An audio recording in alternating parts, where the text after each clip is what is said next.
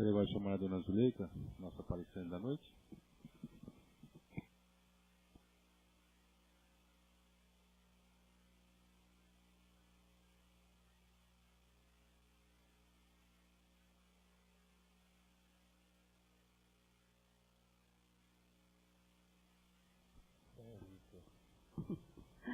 Boa noite, tá bom? Que a paz de Jesus esteja em nossos corações. A história que trouxemos hoje vai nos mostrar muitas lições para que possamos segui-las e errar menos na nossa caminhada. A vitória do bem sempre. Pode demorar um pouquinho, mas ele acaba sempre vencendo o mal. O amor que Jesus tem por todos nós, seus irmãos, que aqui estamos nesse planeta onde ele é o governador. Nos mostra também a responsabilidade dos pais com relação aos filhos, à sua educação, corrigindo-os desde pequenos. O que nos espera no mundo espiritual, quando, depois desta jornada, em que fizemos tudo o que foi possível, que tínhamos que realizar da melhor maneira possível, a felicidade que nos aguarda. Que aqueles que morrem, morrem apenas o seu corpo físico.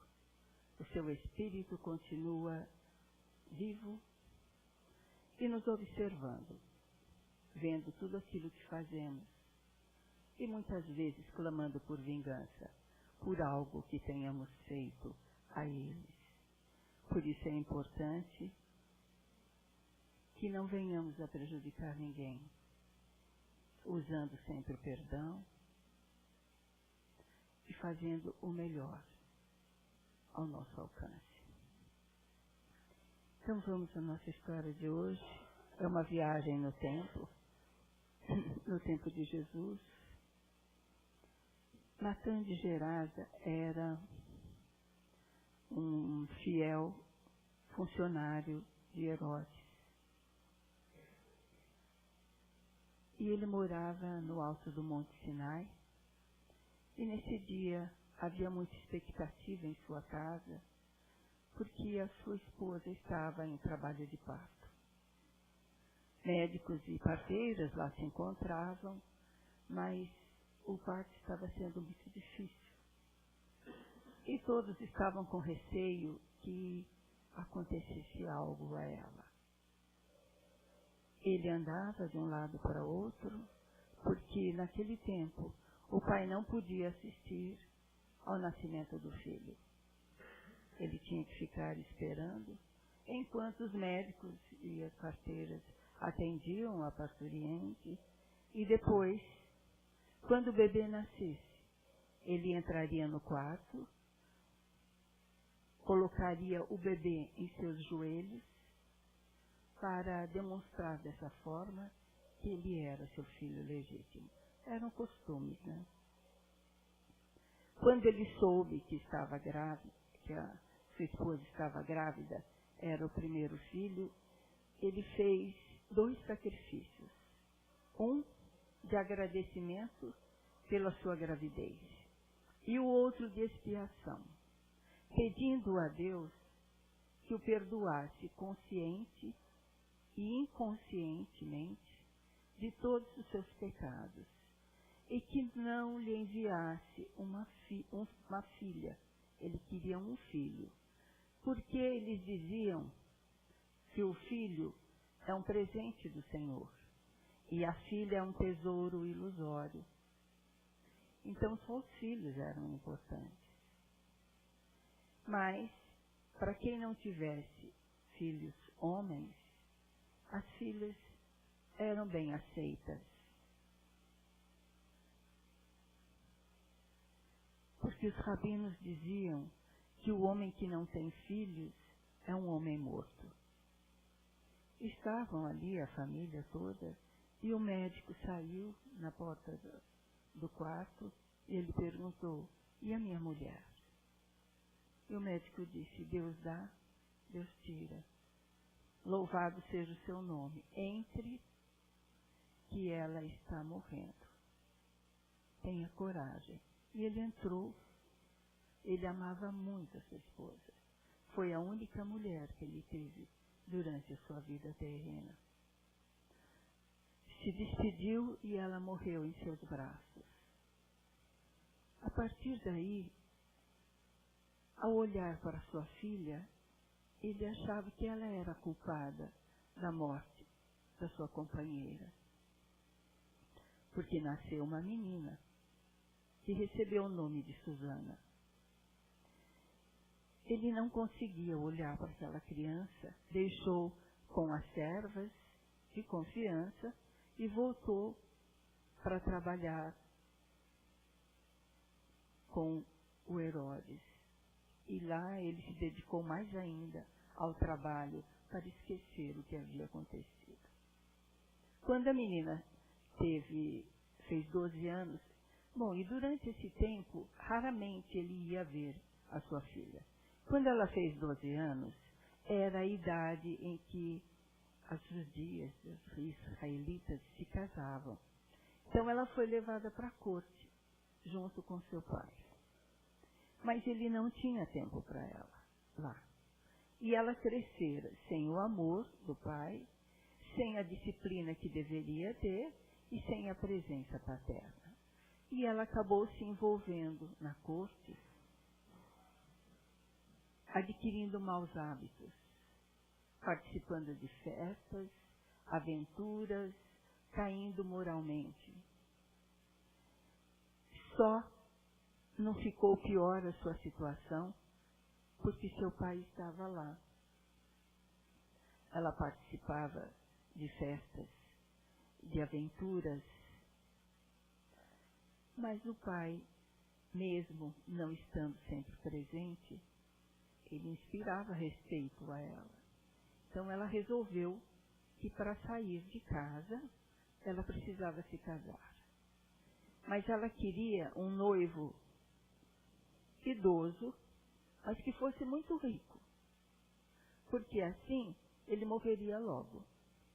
E se ele não morresse, ela ia dar uma ajudinha para ele morrer. E ela conversou com seu pai, dizendo que queria se casar. E ele disse não. E falou que o noivo ela já havia escolhido.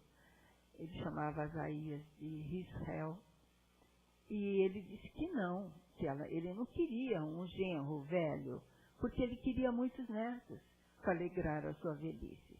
Mas ela acabou convencendo através da ambição, dizendo que o cara era muito rico e iria ser bom para eles.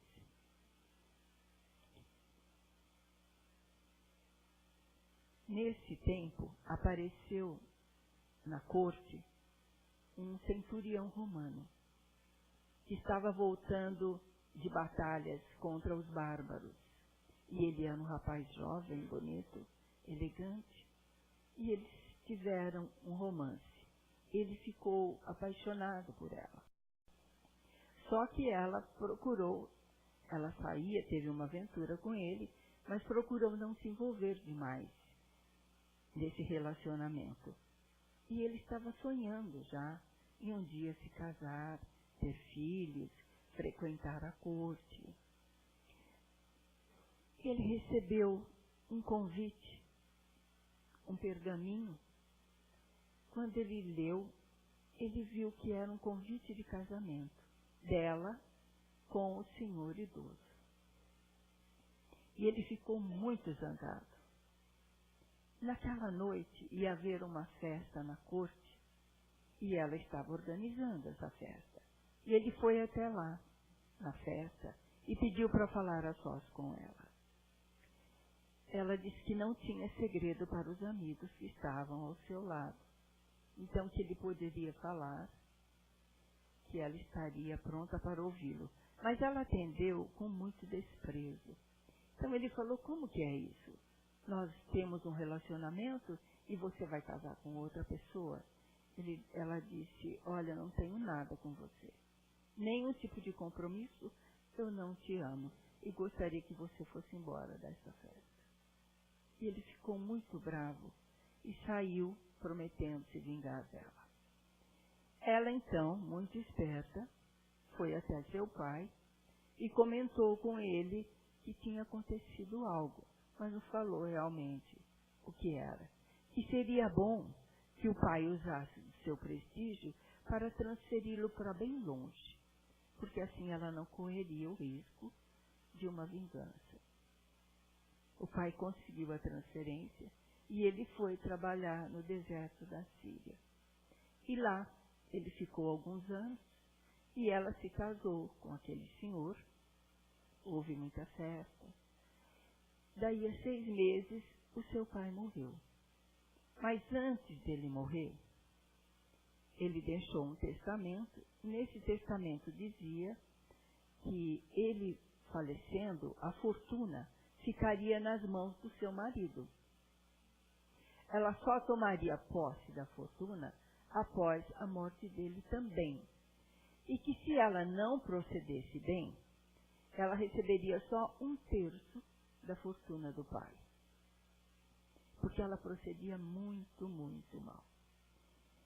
E ela se sentiu prisioneira e sem poder gastar o dinheiro. Então ela deu um jeito de envenenar o seu marido.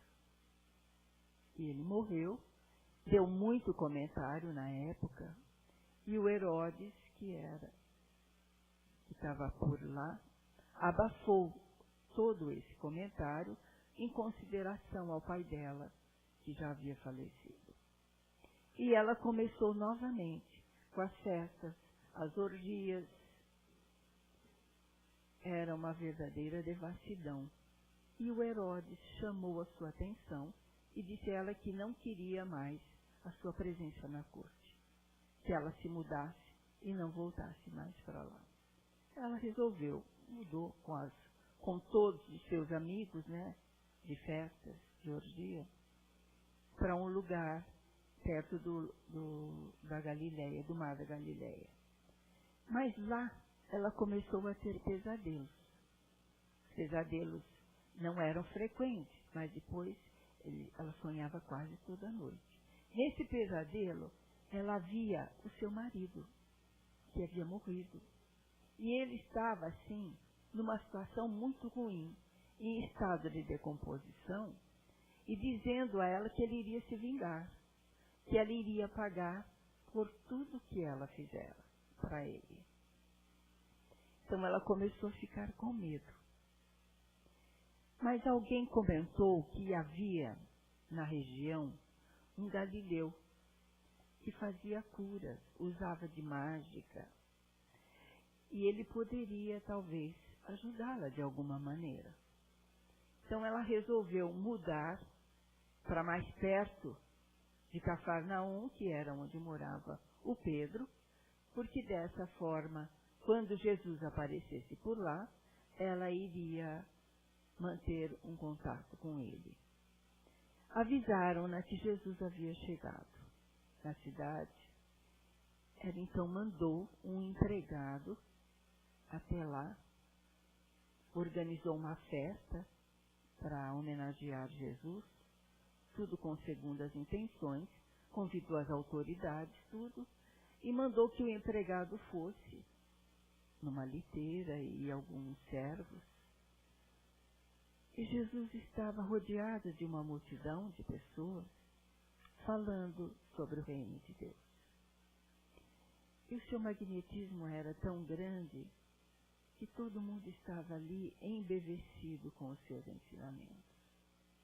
E aquele servo foi passando no meio da multidão e interrompeu Jesus, que falava com aquele povo sofrido, e disse que a sua patroa, a senhora, filha de Matã e esposa de Azarias, estava convidando para uma festa em sua homenagem. Mas esse convite não era um convite, era uma intimação. E Jesus ficou olhando a maneira como aquele servo falava com ele. Ele falava com Jesus com muita arrogância. E o servo não conseguiu sustentar o olhar do mestre e abaixou a cabeça.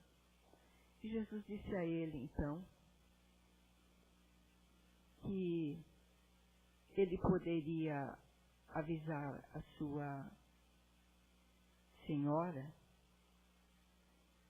que os que se empenham nos trabalhos da difusão do reino de Deus não têm tempo a perder com futilidades sociais próprias dos ociosos. Diga-lhe também que consciência culpada só é corrigida pelo arrependimento sincero, acompanhado de esforço perseverante no bem. E o servo foi e falou para Susana o que Jesus tinha dito. Ela quebrou, bateu no servo e resolveu então, arrumou escravos fortes, que fossem com ela até lá, porque ela queria dar uma surra naquele insolente cão bastardo. E foi até lá. Jesus já havia dispensado a multidão e estava meditando embaixo de uma árvore, e os apóstolos resolveram não interrompê-lo. E ela chega com aqueles servos, carregando um chicote para bater em Jesus. Assim que ela dá o primeiro passo em direção a Jesus, se materializa na sua frente o Espírito do seu Pai. E ela diz, Pai, e o Espírito lhe diz, como ousas afrontar o bendito de Deus? Ajoelha-te diante daquele a quem o nosso povo tem esperado há séculos, implorando a Deus que perdoe a atitude desrespeitosa. E ela caiu de joelhos. Muito tenho sofrido pela sua irresponsabilidade, coroada com o crime. Sinto-me culpado pelas coisas, as loucuras que você fez, pois não te impus uma educação capaz de coibir os impulsos infelizes de tua alma acostumada ao erro. Jesus, entretanto, permitiu-me buscar suprir, neste instante, os meus atos de negligência. Arrepende-te, filha, dos teus desvarios e suplica ao enviado do Senhor que te ajude na tarefa do reajuste. Enquanto ele falava, as lágrimas corriam de seus olhos, e como ele apareceu, ele também desapareceu. E ela ficou em estado de choque, ali ajoelhada. Os seus servos, ao ver o pai dela, que já havia falecido há um bom tempo, ficaram assustados e saíram correndo, gritando. E todo mundo que passava por ali vinha ver o que estava acontecendo. E ela continuava ajoelhada, sem se levantar. Quando começou a juntar gente, Jesus levantou-a e levou-a para a casa de Pedro. E lá, passando a mão em sua cabeça, ela começou a chorar. A sogra de Pedro lhe ofereceu água. Ela chorou muito, muito, muito. E depois ela foi se acalmando, ficando só os soluços. E Jesus disse, minha irmã, vejo que as exortações de teu pai atingiram-te o coração. O arrependimento que começa a iluminar-te a mente com pensamentos renovados assemelha-se a abençoado amanhecer, prenunciando o dia da regeneração. É preciso, todavia, não deixar se instale o remorso, filho direto da autopiedade egoísta e destrutiva, cisnando as promessas alvissareiras do reconhecimento da responsabilidade ante as falhas cometidas. Antes de Pai severo e justo, Deus é amor e misericórdia. Sublime juiz, seu julgamento é de caridade e perdão, proporcionando ao culpado infinitas oportunidades de reeducação e refazimento do próprio destino. Esquece a lamentação improdutiva, relegando ao passado esquecimento, preparando-te para suportar as consequências dos fatos e refletidos pacientemente, sem reincidir nos erros cometidos, esforçando-te por levar uma vida de virtude e abnegação. Aos desvios sexuais, contrapõe o rígido controle dos impulsos animais desordenados, canalizando energias para atividades enobrecedoras. Transforma a emoção desgovernada em sentimento equilibrado, dirigido ao bem. Por teres tirado uma vida, oferece a outros a oportunidade de viverem, erguendo-te em mãe das criancinhas abandonadas, para que, abrigadas em tua dedicação, cresçam em virtude e honradez. Enfim, abre o teu coração para todos os desgraçados e infelizes que cruzarem o teu caminho, como abençoado anjo de misericórdia, e verificarás que o amor é abençoada lixívia. Lixívia é algo que clareia, como se fosse um cloro, que apaga todo o mal. É bendito o manto do Pai Celeste que cobre a multidão de pecados. Dissemos no começo que eles veem o que se passa. O pai dela estava vendo tudo o que ela estava fazendo. A nova oportunidade de se modificar, de trilhar um novo caminho. E que Deus nos dá sempre essa oportunidade. E ela estava envolvida no magnetismo de Jesus, e ela se sentiu liberta das trevas que a envolviam, se descortinando à sua frente. Luzes de esperança. Ali ela ficou. Os seus servos voltaram, ela mandou que fossem até sua casa, cancelando a festa. Ela jantou com Jesus e os apóstolos. Jesus falou do reino de Deus e ele explicava tudo de maneira tão simples, usando exemplos do dia a dia para que todos pudessem entender. Já era tarde quando seus apóstolos foram levá-lo até em casa. A partir daí começou uma vida muito difícil, porque os seus amigos de orgia não aceitaram que ela não estava mais disposta a participar das festas e das aventuras.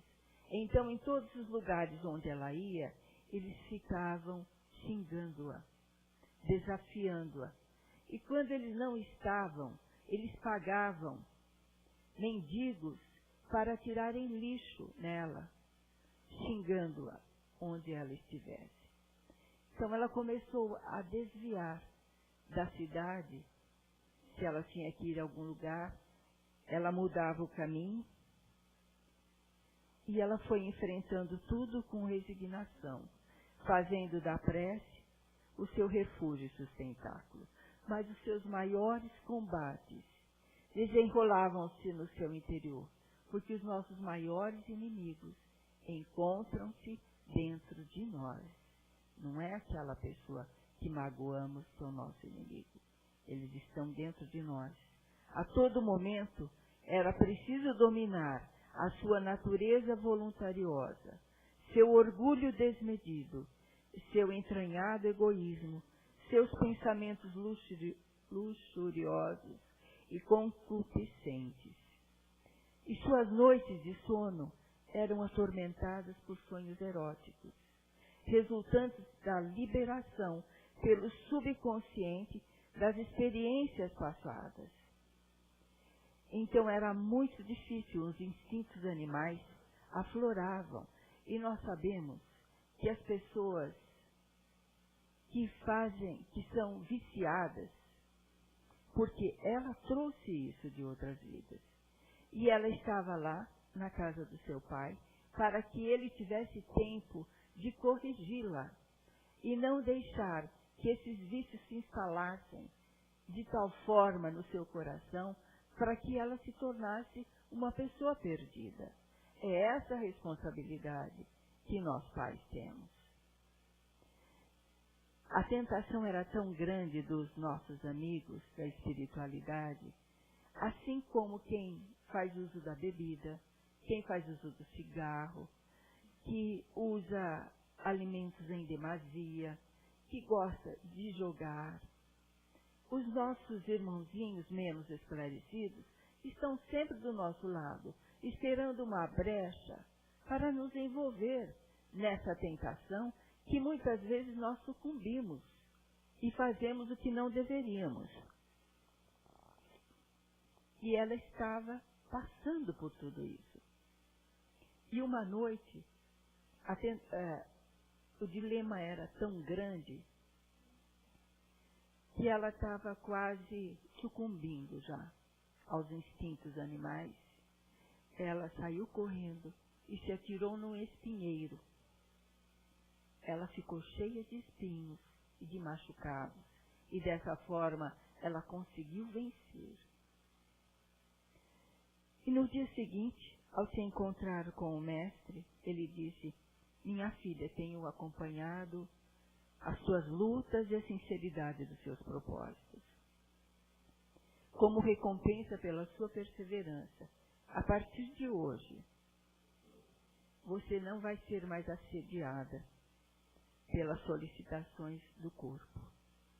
E desde então, o impulso e o desejo sexual nunca mais voltaram. A casa de Simão era um refúgio onde as pessoas iam em busca de cura para o corpo e para a alma. Eram pessoas muito necessitadas em busca de Jesus. E quando ele não estava, eram os seus apóstolos que cuidavam desses nossos irmãozinhos mais necessitados. E Susana começou a trabalhar lá juntamente com os apóstolos, cuidando daqueles irmãos necessitados. E um dia, voltando da casa de Pedro,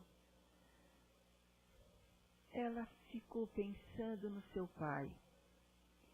Ela tinha a impressão que ele estava abraçando-a. Ela já levantou de manhã com muitas saudades dele. Ela não saberia explicar o que estava acontecendo. E numa curva do caminho, ela se deparou com 5 crianças. A menorzinha tinha 5 anos e a maiorzinha 9.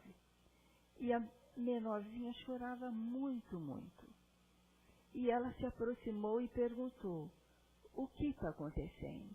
Por que ela chora tanto? Aí os irmãozinhos contaram que eles eram órfãos, que a mãe saiu com eles para procurar emprego, porque o pai havia sido assassinado pelos soldados de Herodes, achando que ele era um rebelde. E a mãe vinha vindo com eles, e no caminho encontraram soldados bêbados que violentaram-na, e ela acabou por morrer. E eles ficaram 5 sozinhos. Aí surgiu então um velhinho que eles chamaram de vovô. E esse velhinho se chamava Matã, que era o nome do pai dela. E o vovô tinha arrumado alimento e abrigo para eles naquela noite. Mas que ele saiu e disse que ia procurar uma casa e uma mãezinha para elas. E ele não tinha voltado ainda. Já estava anoitecendo e o vovô Matã não tinha voltado. Então eles estavam com medo que o vovô tivesse morrido e não voltaria. Aí ela começou a chorar e falou: eu sou a mãezinha que o vovô estava procurando. Abraçou as crianças e levou-a para sua casa. Aquela noite, após colocar as crianças para dormir, os seus bens ela já havia distribuído quase tudo. Ficou apenas com uma pequena parte para esse empreendimento de cuidar das crianças abandonadas. Comentando com Jesus os seus propósitos, ele disse que era isso mesmo que ela deveria fazer. Só que ela teria que mudar dali para um outro lugar. Ela disse, mas se eu mudar, mestre, eu vou ficar longe do Senhor. E ele disse assim, os que se amam verdadeiramente nunca se separam, mesmo que estejam a grande distância um do outro, porque aproxima-se o momento em que eu terei que dar o meu testemunho de amor por vocês, e vocês terão que caminhar sozinhos. Embora sob a minha proteção, invisível e constante, Jesus está sempre do nosso lado, nos orientando, nos protegendo e nos ajudando. Nós é que não damos ouvido para aquilo que Ele nos diz, para os seus ensinamentos, que nós temos o nosso Evangelho, os seus ensinamentos, o seu exemplo, para que sigamos. E aí então, levaram Susana com as crianças na barca de Pedro e Jesus foi com ela para montar a nova casa, o novo pouso de amor. O tempo se passou, Jesus foi preso, crucificado, e ela trabalhou muito e sofreu bastante também. Ela desenvolveu a sua mediunidade de cura e realizou muitas curas.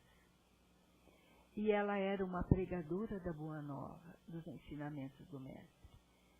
E muitas pessoas vinham de outros lugares para ouvi-la falar, para procurar ajuda através da sua mediunidade.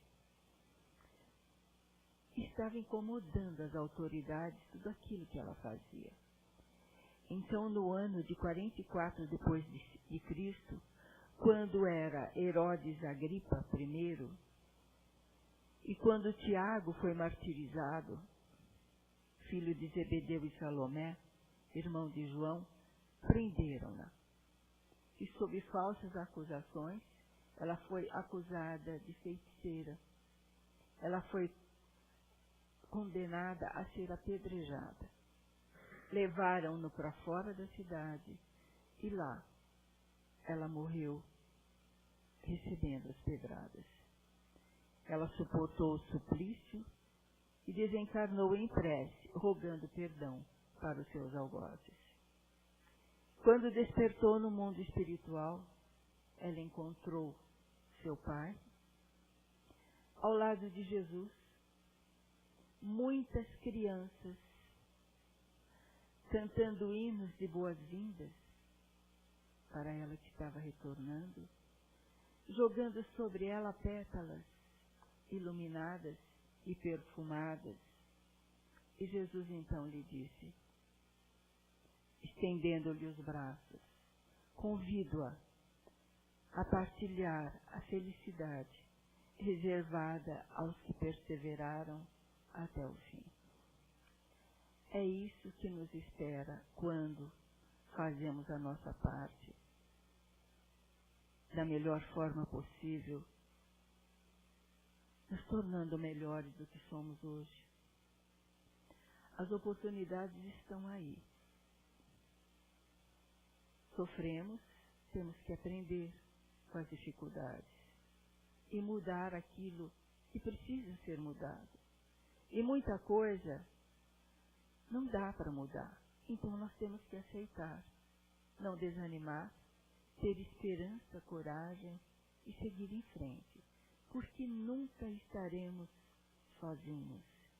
Sempre haverá um anjo bom do nosso lado, nos amparando, nos intuindo, nos ajudando para que continuemos. E quando as nossas forças estiverem diminuindo, estivermos a ponto de cair, tenhamos certeza que Jesus vai nos carregar em seus braços. Era essa a mensagem desta noite, a vitória do bem e a história do livro Jesus, Encontro com Jesus.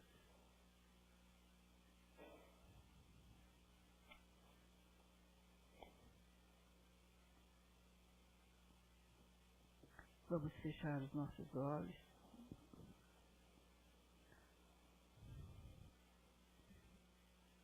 Senhor, aqui estou, arrependida a te buscar. As trevas me envolveram e eu não consigo te reencontrar. Estou sofrendo muito por todo o mal que pratiquei e por todas as dores que nos caminhos eu semeei. Eu te suplico, ó luz divina, vem me ajudar a caminhar. Não tenho força a melhorar e amigo, vem em nosso auxílio, misericórdia.